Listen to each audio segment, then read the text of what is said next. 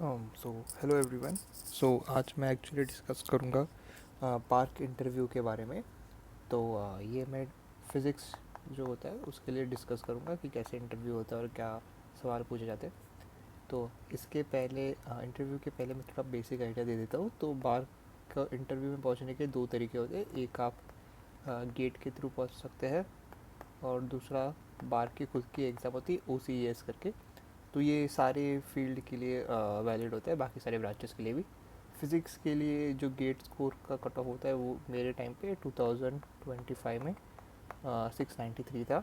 और OCS का जो कट ऑफ था वो 174 था आउट ऑफ 300। और मेरे जो मार्क्स आए थे OCS में वो 180 थे आउट ऑफ 300। तो मेरा गेट के थ्रू नहीं हुआ था, इसके थ्रू हुआ था, OCS के थ्रू। और ये एक्चुअल मैटर नहीं करता, बस ये क्वालिफाइंग होता है, आप इतना कर लो कि हो जाएगा। तो इसमें यही होता है कि 3 मार्क के क्वेश्चंस होते हैं। और अगर आपने लाइक -1 भी होता है अगर गलत किया तो। और 180 के लिए लाइक अराउंड 60 क्वेश्चंस भी अगर आपने सही किए 2 घंटों में तो आपका इंटरव्यू कॉल आ जाता है। तो ये प्रोसेस होता है।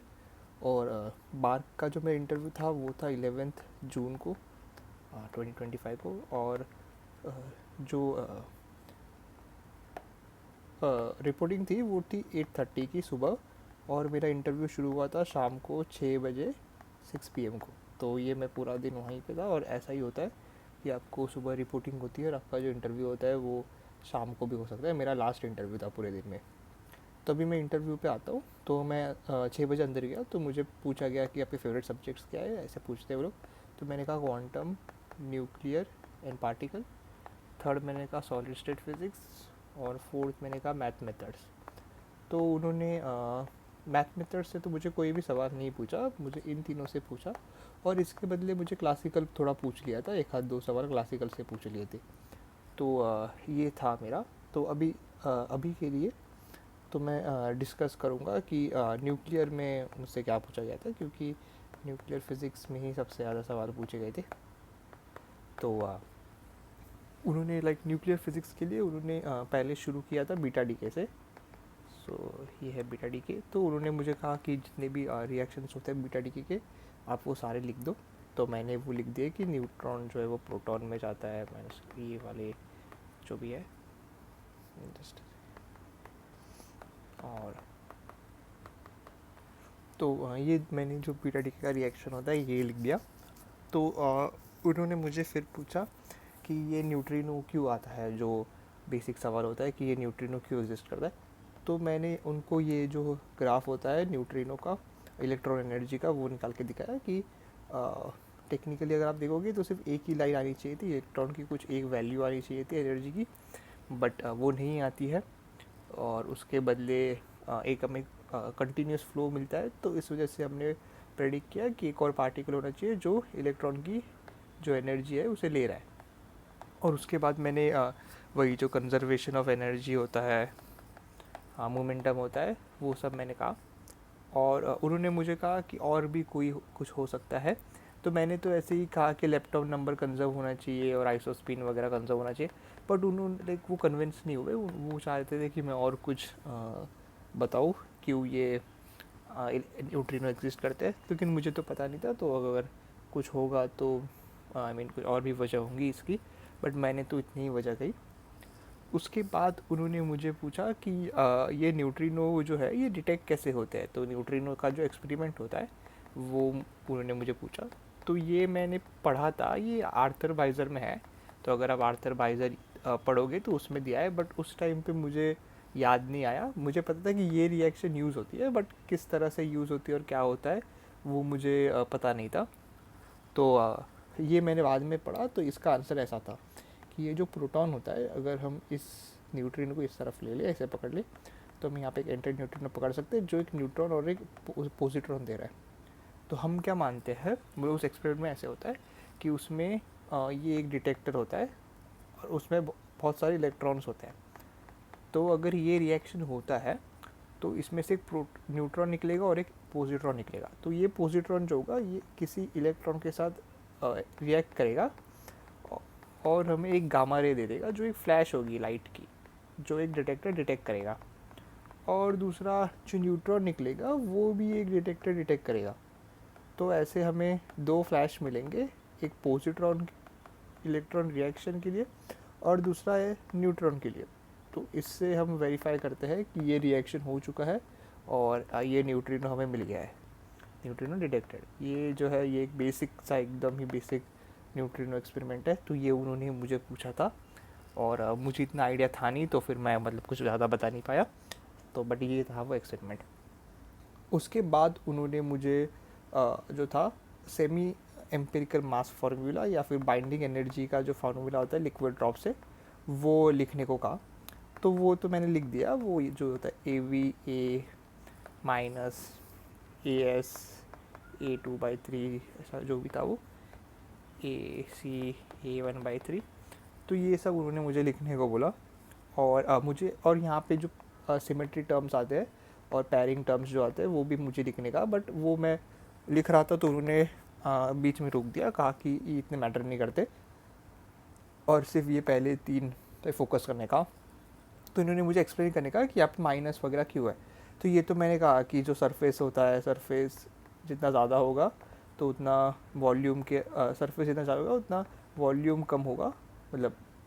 तो मैंने यहाँ एक्चुअली मैंने इसे ऐसे शुरू किया कि मैंने पहले कहा कि ये जो फर्स्ट टर्म है ये वॉल्यूम को बताता है कि जितने ज़्यादा वॉल्यूम में उसके नेबर में न्यूक्लियॉन्स होंगे उतना वो ज़्यादा बाइंडिंग एनर्जी स्टेबल होगी। सरफेस का मैंने ऐसे समझाया कि सरफेस में क्या होता है कि ये जो न्यूक्लियॉन्स है जो अंदर वाले हैं उनके तो कोई एक्स अमाउंट ऑफ नेबर्स है जो उनके साथ वो उनका बॉन्डिंग है, बट जो सरफेस पे है उनमें कुछ कमी है न्यूक्लियस की, क्योंकि सरफेस के ऊपर तो एक ही साइड पे उनके पास नेबर्स है, दूसरे साइड पे है नहीं। तो इस वजह से ये एक माइनस टर्म आती है। और ये तो है, ये तो कूलम रिपल्शन टर्म है। तो ये कूलम जो कूलम पोटेंशियल जो होता है, तो उस वजह से जो एक प्रोटॉन प्रोटॉन में जो एक रिपल्शन होती है ये उस चीज़ की वजह से बाइंडिंग एनर्जी को कम करता है। तो ये जो एक बेसिक सा आइडिया था वो मैंने उनको दे दिया। उसके बाद उन्होंने मुझे कहा कि ये B/A का तुम लिखो, B/A क्या होगा। तो मैंने वो लिख दिया -EAS A⁻⁻⁴ minus AC A⁻⁴/3। तो ये मैंने लिख दिया था ये। तो उन्होंने मुझे कहा इस पूरी चीज़ को प्लॉट करो। तो इसको प्लॉट करने में एक्चुअल में क्या हुआ, ये तो ठीक है, ये एक कांस्टेंट टर्म है AV वाली, ये तो मैं कर दी। ये जो दो टर्म थे तो बेसिकली ऐसा ग्राफ था y = x⁻⁻A/3 और y = x⁻⁻⁴/3। ये जो दो ग्राफ थे ये मुझे बिल्कुल भी प्लॉट करने नहीं आ रहे थे।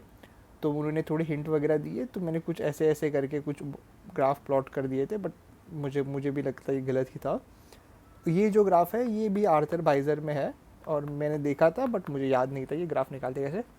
तो ऐसे ही कुछ लगभग ग्राफ बने। और उन्होंने फिर क्या कहा कि उन्होंने मुझे कहा कि अभी इवेंचुअली क्या होता है, इन ग्राफ को मिला कि जो मेन ग्राफ जो होता है बाइंडिंग एनर्जी का वो बनता है। बट उन्होंने मुझे बोला कि यहाँ पे एक एनोमली उन्होंने डिटेक्ट की। तो उन्होंने जो मेरा ग्राफ आ रहा था वो इस तरह से आ रहा था कि जैसे सरफेस का जो टर्म है वो बढ़ेगा तो एनर्जी बढ़ेगी, बट यहाँ पे ऐसा था कि सरफेस का टर्म कैसे था, एनर्जी कम हो रही है। तो ये जो एक एलोमिनी थी तो उन्होंने मुझे पूछा कि ये ऐसा क्यों हो रहा है और ये तुम्हारे ग्राफ में कॉन्ट्रडिक्ट क्यों कर रहा है। तो इसका तो मुझे अभी तक आंसर नहीं पता, बट हाँ ये जो एक था उन्होंने मुझे पूछा था। उसके बाद मैं इसका जवाब नहीं दे पाया। तो उन्होंने मुझे फिर और एक सवाल पूछा, ये कॉमन सवाल रहता है कि न्यूट्रॉन डीके करता है क्या। तो मैंने कहा कि हाँ करता है। तो और उन्होंने कहा प्रोटॉन करता है क्या। तो प्रोटॉन तो नहीं करता डीके।